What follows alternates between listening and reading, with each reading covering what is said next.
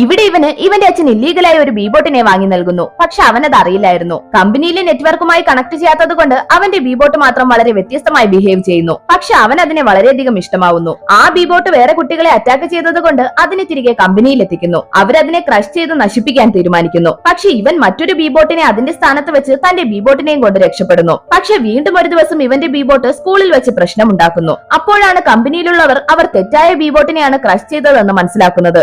അങ്ങനെ അവർ വീണ്ടും ഇവന്റെ ബീബോട്ടിനെ പിടിക്കാനായി വരുന്നു. എന്നാൽ അവൻ അവരുടെ കയ്യിൽപ്പെടാതെ തന്റെ ബീബോട്ടിനെ കൊണ്ട് കാടിനുള്ളിലേക്ക് പോകുന്നു. സമയം പോകുന്തോറും ബീബോട്ടിന്റെ ചാർജ് കുറഞ്ഞുകൊണ്ടിരിക്കുന്നു. അതുകൊണ്ട് തന്നെ അവൻ ബീബോട്ടിനെ പവർ ഓഫ് ആവാൻ പറയുന്നു. അതേസമയം തന്നെ ഇവരെ അന്വേഷിച്ച് കുറെ ബീബോട്ട്സ് കാടിനകത്ത് വരുന്നു. എന്നാൽ അവൻ അവയുടെ കണ്ണിൽപ്പെടാതെ സേഫായി ഒളിച്ചിരിക്കുന്നു. പക്ഷെ ഇവന് ശ്വാസം മുട്ടുണ്ടാകുന്നു. അതുകൊണ്ട് തന്നെ ചാർജ് കുറവാണെങ്കിലും അവന്റെ ബീബോട്ട് അവനെ കാടിനകത്ത് നിന്ന് പുറത്തു കൊണ്ടുവരുന്നു. സ്കൂളിനടുത്തായത് കൊണ്ട് ക്ലാസ്മേറ്റ്സ് അവനെ കാണുന്നു. കറക്റ്റ് ടൈമിൽ മെഡിക്കൽ ടീം അവിടേക്ക് വന്ന് അവന് ഓക്സിജൻ കൊടുക്കുന്നു. അവനെ സേഫായി ഹോസ്പിറ്റലിലേക്ക് മാറ്റുന്നു.